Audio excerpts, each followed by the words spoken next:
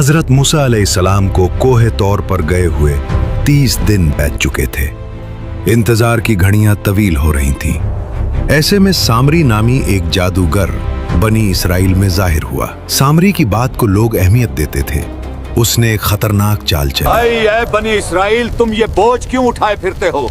ये मिस्र वालों के जेवरात हैं, लाओ इन्हें मुझे हवाले करो। जेवरात जो कभी मिस्र के कप्तियों की अमानत थे, ये वो जेवरात थे। जब फिरौन कौम समय डूब गए तो ये जेवरात बनी इसराइल के पास आ गए, क्योंकि हलाकत के बाद वापसी की सूरत न रही। यही जेवरात आज एक नई और खौफनाक शक्ल इख्तियार करने वाले थे। सामरी ने बनी इसराइल से वो तमाम जेवरात जमा कर लिए। आए फिरते हो, ये मिस्र वालों के जेवरात हैं, लाओ इन्हें मुझे हवाले करो।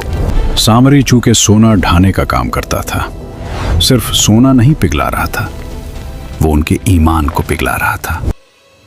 सामरी ने वो देखा था जो किसी और ने नहीं देखा था, इसलिए उसने तमाम सोना चांदी ढालकर उससे एक बेजान पिछड़ा बनाया।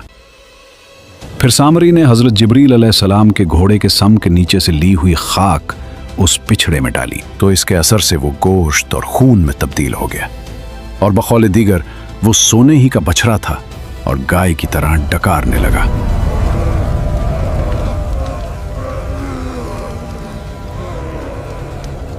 ये शुबदा इस कदर लोगों के लिए मुतासिर कन साबित हुआ कि इसके बाद सामरी ने जो लोगों को गुमराह कान पट्टी पढ़ाई, तो उसके बहकाने पर बनी इसराइल के 12,000 लोगों के अलावा बकिया सब ने उस बछड़े की पूजा किया।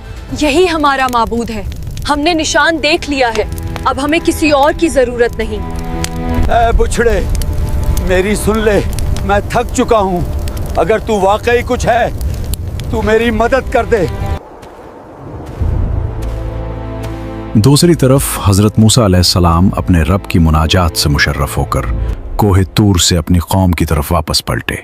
तो चूंकि अल्लाह ताला ने उन्हें खबर दे दी थी कि सामरी ने उनकी कौम को गुमराह कर दिया है, इसलिए आप अलैहिस्सलाम बहुत ज्यादा गम और गुस्से में भरे हुए थे।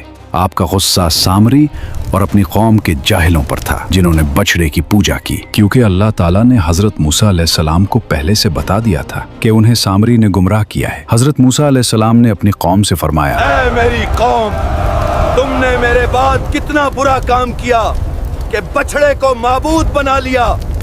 तुम लोगों ने जल्दबाजी की और हुक्म खुदावंदी आने का भी इंतजार नहीं किया जो मैं लेने गया। क्या मैं तुम्हारे पास हिदायत लेकर नहीं आया था? क्या तुमने सब्र न किया या तुमने जानबूझकर गुमराही को चुन लिया?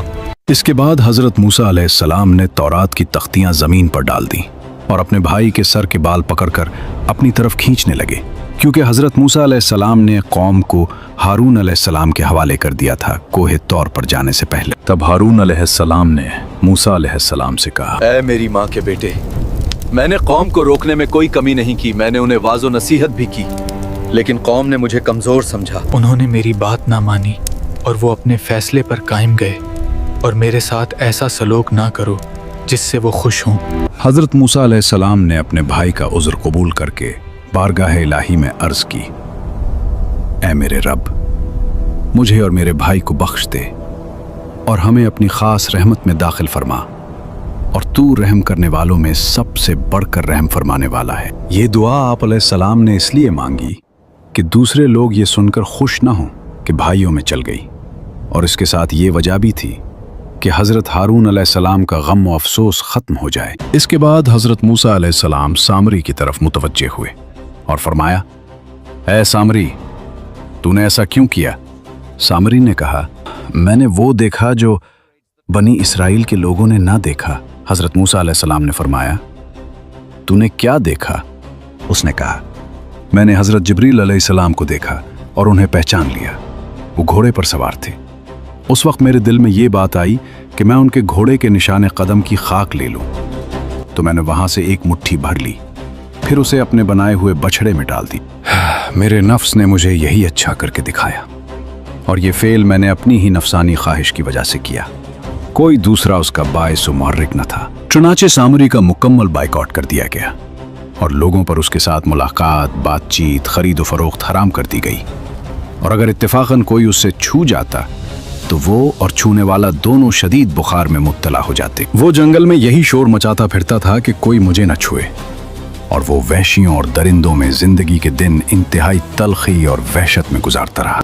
इसके बाद हजरत मूसा अलैहिस्सलाम को हुक्म हुआ कि गाय की पूजा करने वालों को माफ़ी दिलवाने के लिए 70 आदमी साथ लेकर कोहे तौर पर हाजिर हों। चुनाचे हजरत मूसा अलैहिस्सलाम ने हर गिरोह से 6 अफराद मुंतखब कर लिए। ये 70 अफराद उन लोगों में से थे जिन्होंने बछड़े की पूजा न की थी। हजरत मूसा अलैहिस्सलाम ने उन्हें रोज़ा रखने, बदन और कपड़े पाक करने का हुक्म दिया। फिर उनके साथ तूर सीना की तरफ निकले। जब पहाड़ के करीब पहुंचे तो उन्हें एक बादल ने ढांप लिया। हजरत मूसा अलैहिस्सलाम उनके साथ उसमें दाखिल हो गए और सब ने सजदा किया। फिर कौम ने अल्लाह ताला का कलाम सुना जो उसने हजरत मूसा अलैहिस्सलाम से फरमाया कि ये करो और ये ना करो।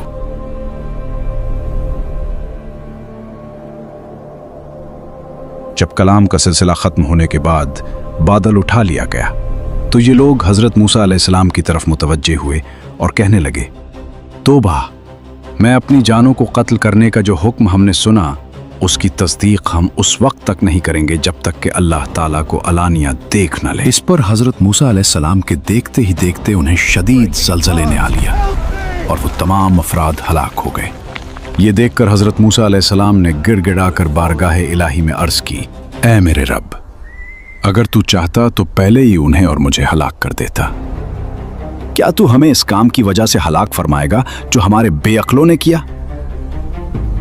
ये तो नहीं है, मगर तेरी तरफ से आजमाना तो उसके जरिए जिसे चाहता है गुमराह करता है और जिसे चाहता है हिदायत देता है। तो हमारा मौला है, तो हमें बख्श दे और हम पर रहम फरमा, और तू सबसे बेहतर बख्शने वाला है। अल्लाह ताला ने इरशाद फरमाया, मैं जिसे चाहता हूं अपना अजाब पहुंचाता हूं और मेरी रहमत हर चीज को घेरे हुए है। तो अनकरीब मैं अपनी रहमत उनके लिए लिख दूंगा। इस दुआ के बाद अल्लाह ताला ने उन मर्दों को जिंदा फरमा दिया और ये वापस बनी इसराइल के पास लौट आए।